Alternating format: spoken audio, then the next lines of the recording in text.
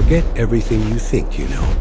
Forget the cuddly mammoths and the noble saber-toothed cats from your childhood cartoons. The Ice Age wasn't a gentle, snowy wonderland. It was a planetary deathmatch, a brutal laboratory where evolution cooked up some of its most horrifying and bizarre creations.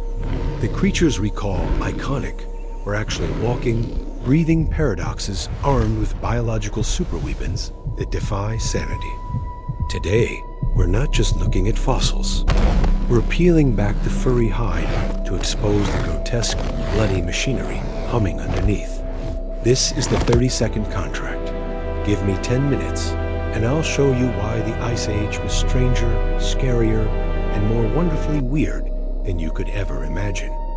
If you're going to hunt a cryo beast, you need a specialized weapon, right? Meet Smilodon, the so-called saber-toothed tiger. And here's the truth. Those legendary fangs were beautiful 7-inch daggers of pure failure. They were laughably fragile. And because of that, Smilodon didn't kill like a cat at all. It killed like a professional wrestler with knives glued to its face.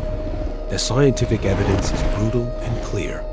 Biomechanical studies show those famous canines were long and thin, perfectly shaped to slice flesh, but horrifyingly prone to snapping if they hit struggling bone. They were precision tools, not brute force weapons. To compensate, Smilodon's entire body was a grappling machine. It had a ridiculously thick neck, absurdly powerful forelimbs, and a low-slung, bear-like build. It wasn't built for chasing. It was built for ambushing, grabbing, and pinning its prey into total submission before ever deploying its dental glass cannons. Let's really think about the horrifying implication here.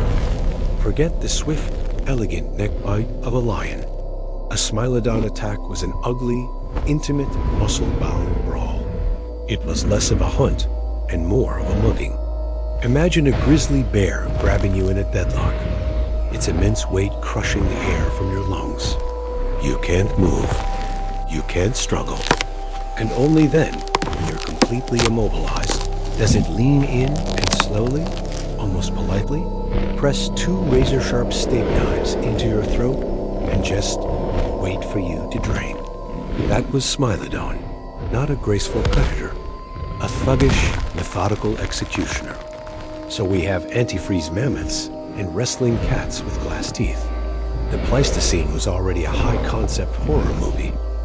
But what about the things that weren't specialized killers? What about the creatures that were just big, absurdly, titanically, offensively big? Finally, let's talk about the giant ground sloth, Megatherium. And the shocking claim is this: the biggest, laziest-looking weirdo of the Ice Age wasn't the slow, dopey, plant-munching hippie you picture. It was a 2-ton behemoth with claws like Freddy Krueger that almost certainly ate meat.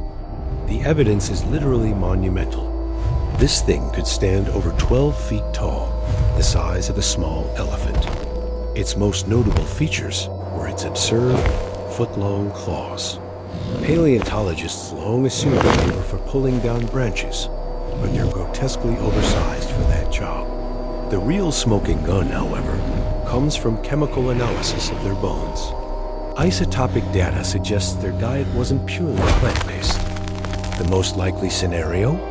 Megatherium was an opportunistic omnivore, using its immense size and terrifying claws to scare predators off their kills, or even to hunt slow-moving, heavily armored prey like glyptodonts. Let the horrifying implication of that sink in. Picture a creature with the lazy, unbothered demeanor of a sloth, but the size and raw power of a construction vehicle. It's the ultimate evolutionary contradiction, a monster that breaks your brain. It's like discovering your chill, couch potato roommate is a highly trained assassin who occasionally murders and eats the neighbors. That was Megatherium, a slow-moving, unstoppable force of nature that looked at a 3,000-pound armored glyptodon less like a fellow, herbivore, and more like a walking can of soup that just needed a good puncture. These weren't just animals. They were walking paradoxes. Mammoths with antifreeze in their veins, cats with teeth made of glass, and killer sloths the size of a truck. The Ice Age wasn't just cold. It was a laboratory for nature's most brutal and gloriously bizarre experiments. So, what were the iconic creatures of the Ice Age really like? They were masterpieces of hyper-specialized, brutal evolution. Forget the simple story of fur and fangs. The reality was a high-stakes arms race, where survival demanded alien blood, paradoxical weapons, and a casual disregard for the rules of nature. The Pleistocene wasn't a gentle world blanketed in snow. It was a savage arena filled with finely tuned monsters, each more bizarre than the last.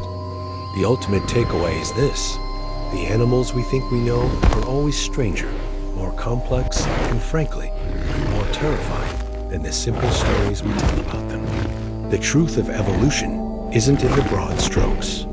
It's in the grotesque, horrifying, and beautiful details.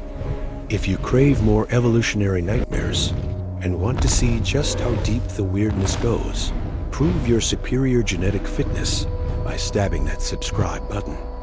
What Ice Age horror should we dissect next? The cave bear? The dire wolf?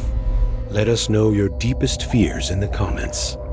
Until then, check out our video on the Cambrian explosion, where life was basically a series of failed eldritch experiments. Stay weird.